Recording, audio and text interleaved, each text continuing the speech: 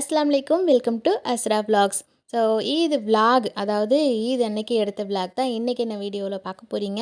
And அன்றைக்கி night வந்து so night கிடையாது, இது விடிய காலவே ஆயிடுச்சு. ஸோ அன்றைக்கி என்னெல்லாம் பண்ணியிருந்தேன், எத்தனை மணிக்கு படுத்தோம் அப்படிங்கிறதுலாம் தான் வீடியோவோட முடிச்சிருப்பேன். எல்லோரும் நைட்டு 10:30 மணிக்கு எல்லா வேலையும் முடிச்சுட்டு தூங்க போயிருப்பாங்க. நான் அப்போ தான் எல்லா வேலையுமே எந்திரிச்சு பார்க்க ஆரம்பித்தேன்.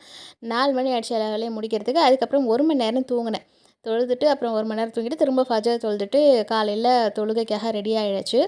ஸோ அதை பற்றி தான் எனக்கு வீடியோ பார்க்க போகிறீங்க. அன்றைக்கி ஃப்ரைடே வந்து பார்த்திங்கனாக்கா, நம்மளுக்கு இங்கே சாட்டர்டே பெருநா அப்படின்னாக்கா, ஃப்ரைடேலாம் வந்து என் ஹஸ்பண்ட்க்குலாம் அங்கே வந்து பெருநா தொழுகை முடிச்சுட்டு ஹல்வோ அழகாக அங்கே வந்து ஃபஜர் தொழுததோட பெருநா தொழுகையுமே வச்சுட்டு எல்லாமே தொழுது முடிச்சுட்டு அன்றைக்கி நைட்டு நான் விடிய விடிய வேலை பார்த்துட்ருக்கேன். எனக்குமே என் ஹஸ்பண்டுமே வந்து பார்த்திங்கன்னா கால் பண்ணி கேட்டுக்கிட்டே இருந்தேன், வேலை முடிச்சிட்டியா அப்படின்னு சொல்லிட்டு. ஏன்னா இவ்வளோ நேரம் நான் நிற்கிறேனே, எப்போவுமே அந்தளவுக்கு லேட் ஆகாது இல்லையா, அதனால் கால் பண்ணி கேட்டுக்கிட்டே இருந்த ஹாலுமே.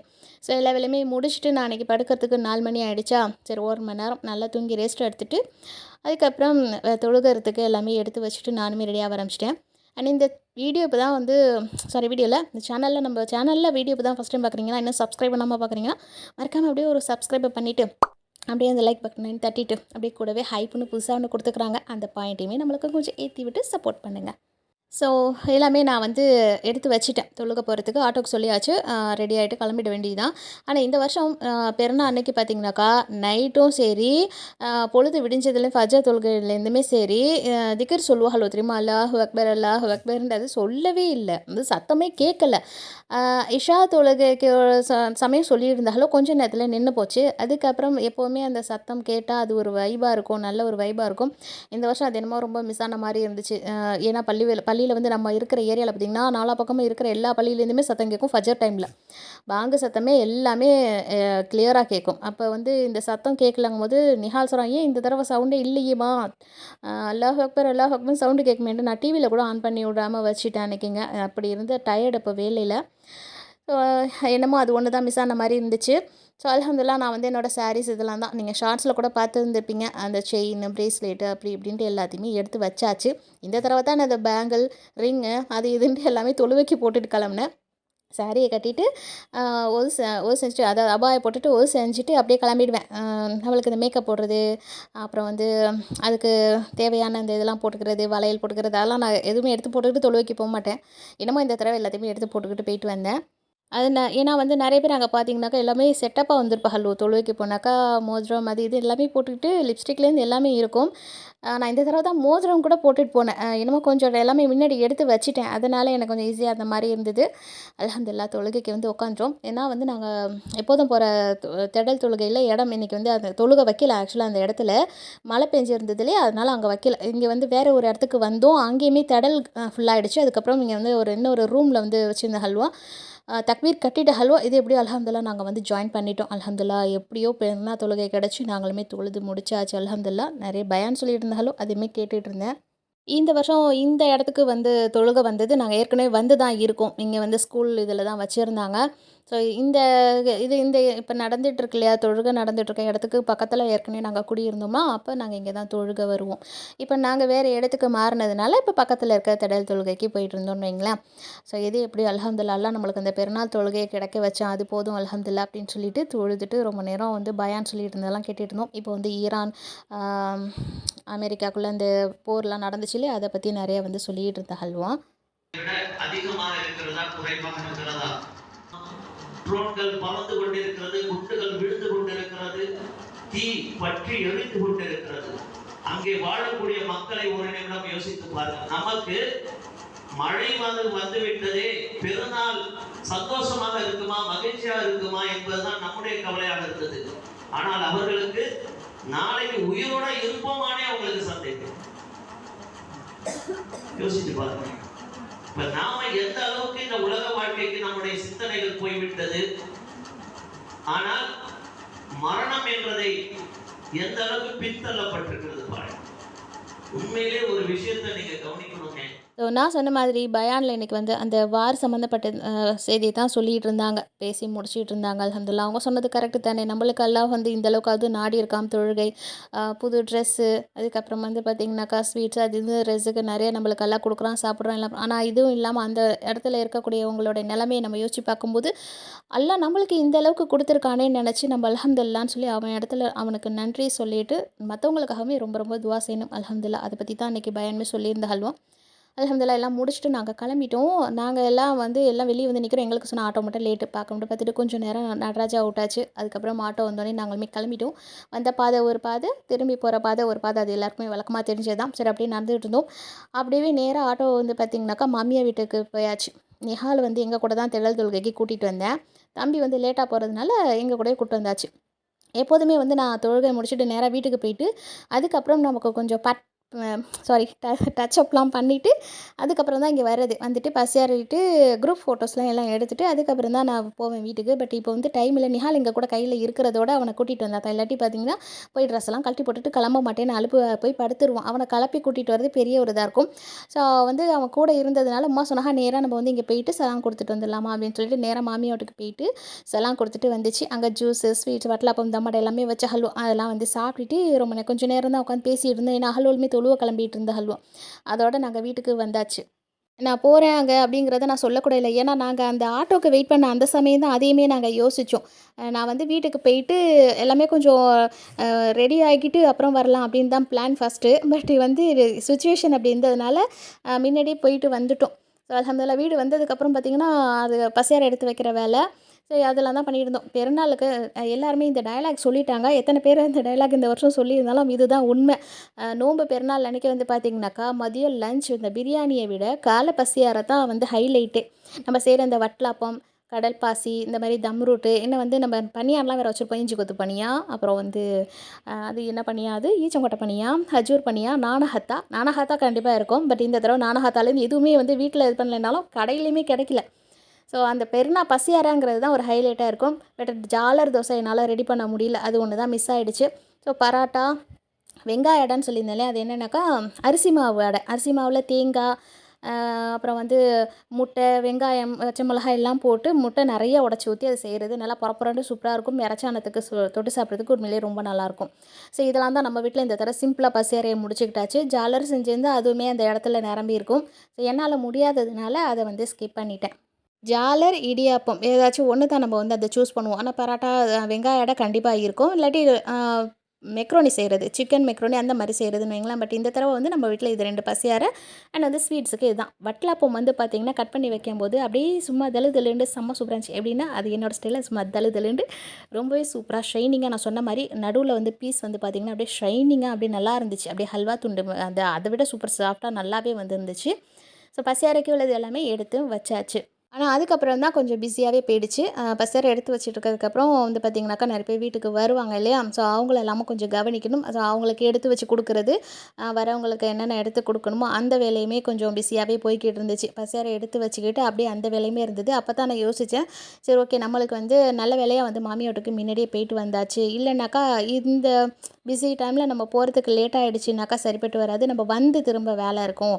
அதனால் முன்னாடி இந்த வருஷம் போயிட்டு வந்தது வரைக்கும் அல்ஹம்துலில்லாஹ் அப்படின்னு நினச்சிட்டு மற்ற வேலையெல்லாம் ஆரம்பிச்சாச்சு. ஸோ நைட்டு இறச்சானம் வந்து விடிய காத்தால காய்ச்சி வச்சுருந்தோம் இல்லையா? அதையுமே சூடு பண்ணிவிட்டு மட்டன் ஆனம் தான் இறச்சானம்னு சொல்கிறது. அதுக்கப்புறம் அடை அம்மா வந்து எல்லாம் ரெடி பண்ணி வச்சுருந்தா. நான் எல்லாத்தையும் கொண்டு வந்து எல்லாத்தையும் வச்சுட்டேன்.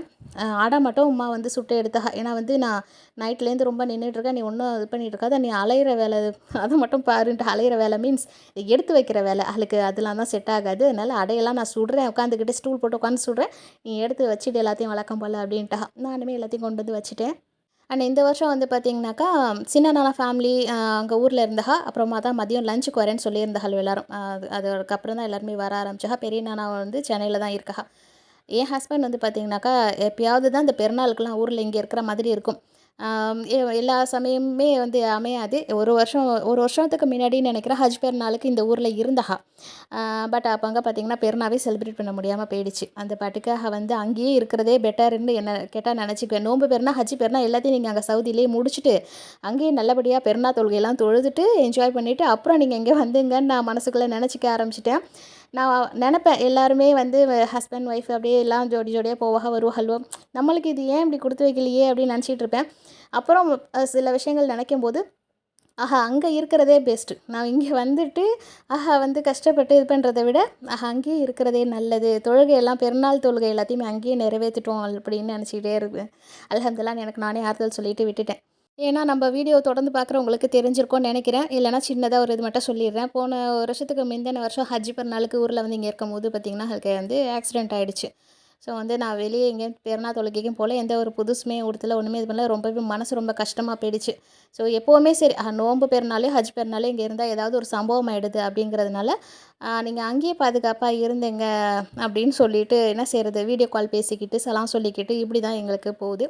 வெளிநாட்டு வாழ்க்கை, ஹஸ்பண்ட் அங்கே ஒய்ஃப் இங்கே அப்படிங்கிறதெல்லாம் வந்து உங்களுக்கு என்னம்மா ஹஸ்பண்ட் வெளிநாட்டில் இருக்கிறவர் அப்படின்னு சொல்லுவாங்க. பட் அது வந்து நம்ம விட்டுட்டு இங்கே இருக்கும்போது தான் அந்த ஃபீலிங் யாருக்குமே புரியாது. யாருக்குமே அந்த சொல்கிறவங்க சொல்லிட்டு போகிறாங்க. நம்மளோட ஃபீலிங்ஸ் நம்மளோட போட்டோம் அல்ஹம்துலில்லாஹ். அப்புறம் பசியாறிட்டு கொஞ்சம் நேரம் அப்போ தான் நான் எல்லாமே சாரீலாம் இது பண்ணிவிட்டு அதுக்குள்ளே ஜுவல்ஸ் எல்லாமே போட்டுட்டு ரெடி ஆகிட்டு இருந்தேன். சாரியுமே வந்து பார்த்திங்கன்னா, மெட்டீரியல் வந்து செம்ம சாஃப்ட்டு. ரொம்ப ரொம்ப நல்லா இருந்தது அல்ஹம்துலில்லாஹ். செம்ம சூப்பராக இருந்துச்சு. நான் இந்த அல்ஹம்துலில்லாஹ் அல்ஹம்துலில்லாஹ்ன்னு சொல்கிறேன் தெரியுமா, அது என் பிள்ளையே வந்து கலாய்க்குது.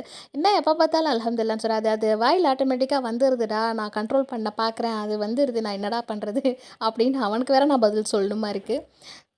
ஓகே. மெஹந்தி டிசைன்ஸ் வந்து பார்த்தீங்கன்னாக்கா, ஓகே நல்லா தான் வந்து டிசைன் வந்து போட்டிருக்கேன். ஏன்னா நைட்டில் வெளிச்சத்தில் போட்டது எப்படி வந்துச்சோன்னு நான் அதை கண்ணால் கூட ஒழுங்காகவே இது பண்ணி பார்க்கல. ஸ்டெயின் மட்டும் ஓகே நல்லா வந்து இருந்துச்சு. அதே மாதிரி என்கிட்ட ஹென்னா வாங்கினவங்களுமே வந்து ஸ்டெயின் பிக்சருமே அனுப்பியிருந்தாங்க. அதுவுமே வந்து நல்ல டார்க் ஸ்டெயின் வந்திருக்கு அல்ஹம்துலில்லாஹ் அப்படின்னு சொல்லிட்டு. எல்லாம் முடிச்சதுக்கப்புறமே வந்து நானா, பிள்ளைகளோ, மச்சி எல்லாருமே வந்துட்டு ஹலோ. அதுக்கப்புறம் லஞ்சுக்கு வந்து பிரியாணிக்கு தான் ஏற்பாடு பண்ணியிருந்தேன்.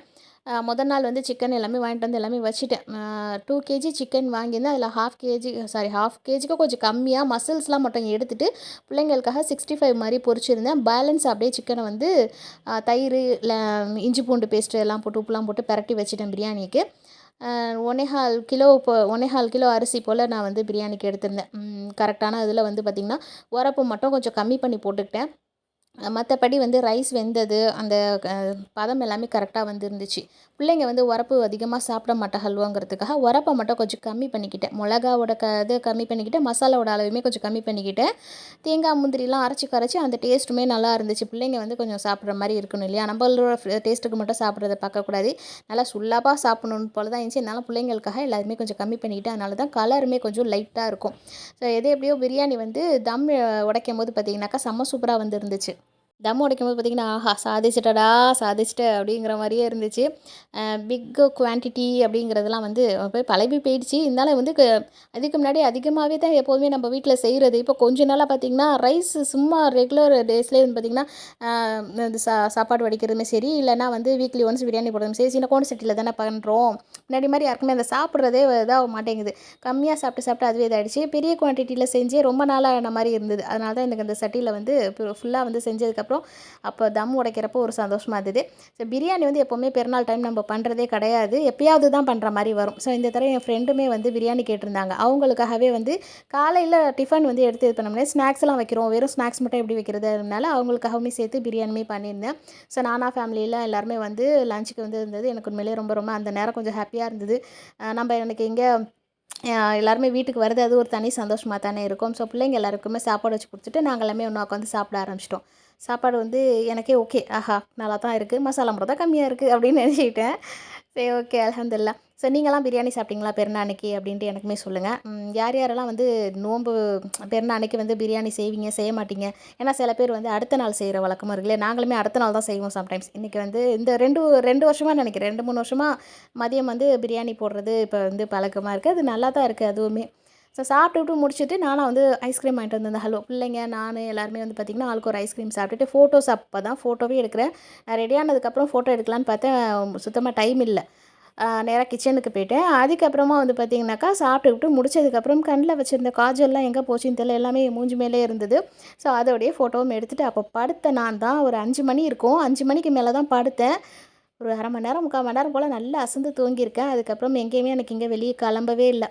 நான் பிள்ளைவோ எல்லாருமே வந்து பார்த்திங்கன்னா, அன்றைக்கி இங்கே நைட்டே கிளம்பிட்டு ஹல்வோம். சரி எங்கேயுமே போகல. எனக்கு ரொம்ப சுத்தமாக முடியவே இல்லையா, அதனால் வந்து ஹல்வோலுமே ஊருக்கு போகணும். அப்புறம் அடுத்த நாள் வெளியே போய்க்கலான்னு சொல்லிட்டு, இது அடுத்த நாள் தான் எடுத்தது. பெருநாள் முடிஞ்சு அடுத்த நாள் சாயந்தரம் நிஹாலை கூட்டிகிட்டு பீச்சுக்கு போகலாம் அப்படின்னு சொல்லிட்டு தான் கிளம்பிட்டுருக்கேன். அண்ட் வந்து ஹிஜாப் எப்படி இருக்குன்னு சொல்லுங்கள். நம்ம வந்து நிஷா புர்கால எடுத்திருந்தேன் இல்லையா, இந்த ஹிஜாப் தான். அபாயா அண்ட் ஹிஜாப் இதுதான் வந்து அந்த இதில் கூட நான் காட்டியிருந்திருப்பேன். ஸோ உண்மையிலேயே ரொம்ப நல்லா இருந்தது. கவர் பண்ணுறதுமே ஃபுல்லாக நல்லா கவர் பண்ணியிருந்துச்சு. அன்றைக்கி தான் அந்த கட் ஷூ வாங்கினதையுமே எடுத்து போட்டுட்டு வெளியில் கிளம்புனேன். மொதல் நாள் வந்து பார்த்திங்கனாக்கா, நான் இதை வெளியே போட்டு கிளம்பியிருந்தேன்னு வைங்களேன், இந்த கால் உள்ளேயே போயிருக்காது. அந்தளவுக்கு வீங்கி போயிருந்தது. ஸோ இத்தனை நாளாக நோம்பில் வந்து ஆடின ஆட்டம் எல்லாம் வந்து பார்த்திங்கன்னா, பெருநாள் அன்னைக்கு அந்த பிரியாணி சாப்பிட்டதோட ஒரு தூக்கத்தோடு வரும் பாருங்க. அப்போ வச்சு செஞ்சிச்சு நல்லா. அதோட படுத்த நான் தான். ஸோ அதனால் வந்து அன்னைக்கு இங்கே வெளியே போகிறத ஸ்கிப் பண்ணிவிட்டு அடுத்த நாள் வந்துட்டோம். இது எப்படியோ நிஹாலை கூட்டிகிட்டு வந்தாச்சு பீச்சுக்கு. பெருநாள் அன்னைக்கோ இல்லை அடுத்த நாளோ அந்த பீச்சுக்கு வந்தால் தான் அது ஃபுல்ஃபில் ஆகிற மாதிரி ஆகிடுது. ஸோ நம்மளுமே அந்த பிள்ளைங்க கூட சேர்ந்து அடிக்ட் ஆகிட்டோம். பீச்சில் பார்த்திங்கன்னா ரொம்ப நாள் கழித்து வரும் இல்லையா, நிறைய கடைவோ போட்டிருந்துச்சு. இப்போ பெருநாள் அன்னைக்கு இதே மாதிரி தான் இருந்திருக்கோன்னு நினைக்கிறேன்.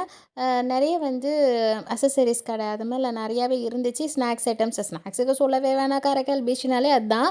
ஸோ இப்போ வந்து இந்த டாய்ஸ் ஷாப்லாம் பார்க்குறப்போ ரொம்பவே நல்லா இருந்தது. அப்போ நாங்கள் இன்றைக்கி சண்டே வந்திருக்கோம் இல்லையா, அதுக்கு முதல் நாள் பெருநாள். ஸோ சண்டே நாங்கள் வந்து அன்றைக்கி அவ்வளோ கூட்டம், கால் வைக்க இடம் இல்லாத அளவுக்கு செம்ம கூட்டமாக இருந்தது. அப்போ பெருநாள் அன்றைக்கி இன்னும் செம்ம கூட்டமாக தான் இருந்திருக்கும்னு நினைக்கிறேன். ஸோ நிறைய பேர் அதான் சொல்லியிருந்தாங்களோ செம்ம க்ரௌடாக இருந்துச்சு அப்படின்ட்டு. நல்ல வேளை நம்ம அன்றைக்கி வந்து மாட்டிக்கல. ஏன்னா வெளியூரில் வந்து சுற்றி உள்ள மக்கள் எல்லாருமே வருவாங்களோ இல்லையா, இங்கே காரைக்கால் பீச் தானே மெயினு. அதனால் நல்ல வேளை நாங்கள் அன்றைக்கி எஸ்கேப் ஆகி நெக்ஸ்ட் டே வந்தோம். அன்றைக்குமே கொஞ்சம் கூட்டமாக தான் இருந்துச்சுன்னு வைங்க. ஸோ கடையெல்லாம் பார்த்துட்டு நானும் அப்படியேம்மா நான் நிஹால் 3 பேரும் அப்படியே வாக்கிங்லேயே மெதுவாக போயிட்டு எல்லாத்தையும் வேடிக்கை பார்த்துக்கிட்டே வந்தோம். சுற்றி நிறைய ஊரில் வந்து பார்த்திங்கன்னா, இந்த பெருநா கொள்ளைன்லாம் தனியாக போடுறாங்க. நான் வீடியோலாம் பார்த்துருக்கேன். ஸோ எங்கள் ஊரை பொறுத்தவரைக்கும் பீச் தான் என்றைக்குமே பெருநா கொள்ளையாக இருக்குது. ஸோ அந்த ராட்டினம் தான் இந்த தடவை ஆன்ல இல்லை அப்படின்னு நினைக்கிறேன். மற்றபடி பார்த்திங்கனாக்கா, இந்த பெருநா கொள்ளைன்னு நிறைய பேர் வந்து போகிறாங்க. நான் வீடியோஸ்லாம் நிறைய இது பார்த்துருக்கேன். ஸோ இந்த ஊரில் பொறுத்த வரைக்கும் இதான் அது. ஸோ நிஹால் வந்து பார்த்திங்கனாக்கா வந்துட்டான். என்னென்ன செய்யலாம், எங்கே போகலாம், எந்த கடை ஃப்ரீயாக இருக்குது அப்படின்ட்டு நேராக பார்த்தாக்கா, நாங்கள் நேராக வந்து நிஹால் சொன்னது வந்து மியோ பைட்ஸ் போகணும் அப்படின்றது தான். மியோ பைட்ஸ் போனால் பட் அங்கே எதுவுமே வாங்க முடியல. அந்த அளவுக்கு செம்ம கூட்டம், சரியான கூட்டம். க்யூ நிற்கிது மியோ பைட்ஸில் இந்த லேஸ் பேக் வாங்குறதுக்காக. பார்த்திங்கன்னா அந்தளவுக்கு க்யூ நிற்கிது.